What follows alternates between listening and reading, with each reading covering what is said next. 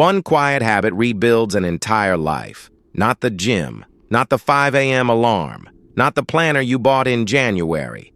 One kept promise to yourself, repeated daily in private, until the person you were becoming finally caught up with the person you were. Health, focus, money, confidence, all downstream of a single decision most people never see coming. The work happens in silence. By the time anyone notices, it's already done. So why does the average New Year's resolution die in February? 3 predictable reasons. 1. People chase the outcome, not the system. You set a goal. Lose 20 pounds. The goal points you in a direction.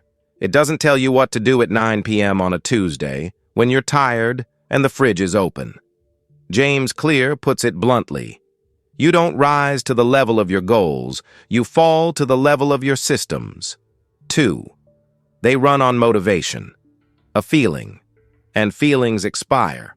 The version of you that signed up for the gym at 11 a.m. on January 1st is not the version of you that has to drive there in the rain on March 14th. Bet your life on a feeling, and the feeling will leave first. 3. They try to change everything at once. New diet, new routine, new sleep schedule, new journal. By day 9, the whole stack collapses. Willpower runs out by evening. It always does. The problem isn't laziness, it's architecture. You built a house out of mood. So, what's the habit? It's not the workout, not the page you read, not the cold shower.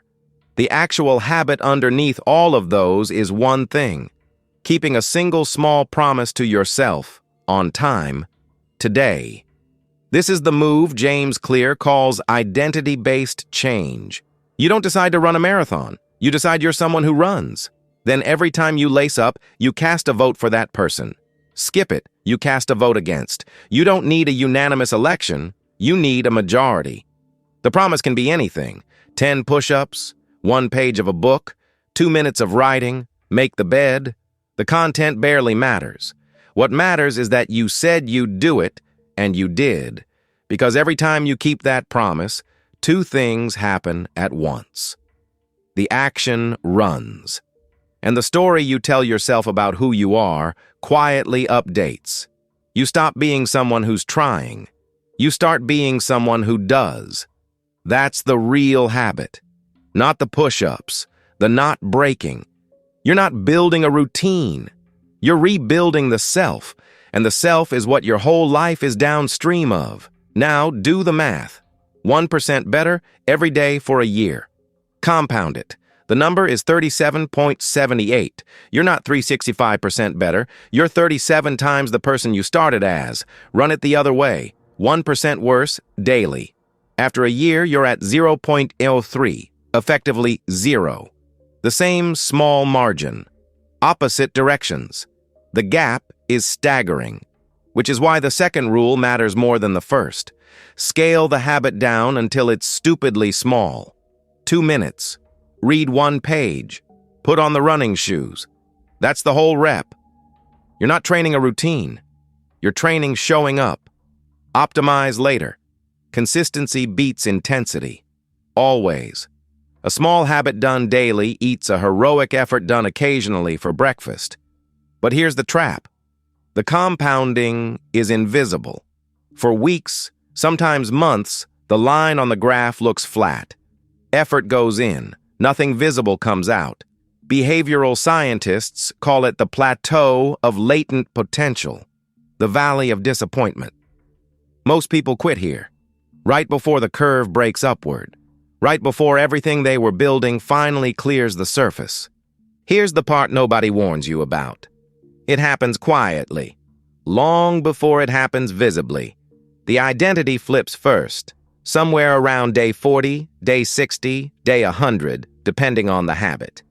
You start choosing the right thing without negotiating with yourself. You stop performing the change. You stop announcing it. There's no audience left to convince. And then the results show up. Late. Always late. The body, the calendar, the bank account, they're trailing indicators. They report what you already became months ago, which is why loud people stall and quiet people transform. Announcing the goal gives the brain a small hit of completion. The social applause feels like progress. The work hasn't happened yet, but the dopamine has. You've spent the reward before earning it. The quiet version pays differently. No applause, no reaction. Just the private record of one more kept promise. Today. The change accumulates underneath your life like sediment. Pressure builds. And by the time anyone in your orbit notices something is different about you, you've already been a different person for a while. So how do you start? Tonight. Cheap. 1.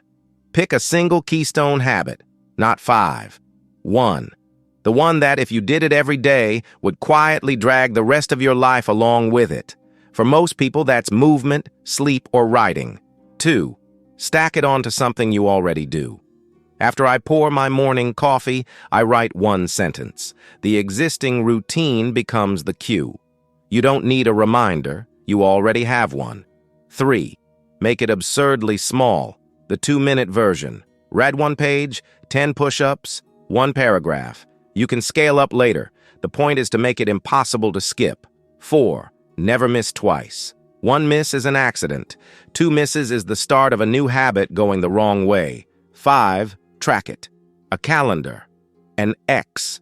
Don't break the chain. One small habit rebuilds your entire life because it rebuilds the one thing everything else is downstream of, your identity. The person you become is the ceiling for the life you build. You don't need a new plan. You don't need a new app. You need one kept promise. Today. Small enough that you can't talk yourself out of it. Boring enough that nobody applauds. Start tonight. Stay quiet. Let it compound. If you want more of this, subscribe to The Inner Edge. Master yourself first. Everything else is downstream.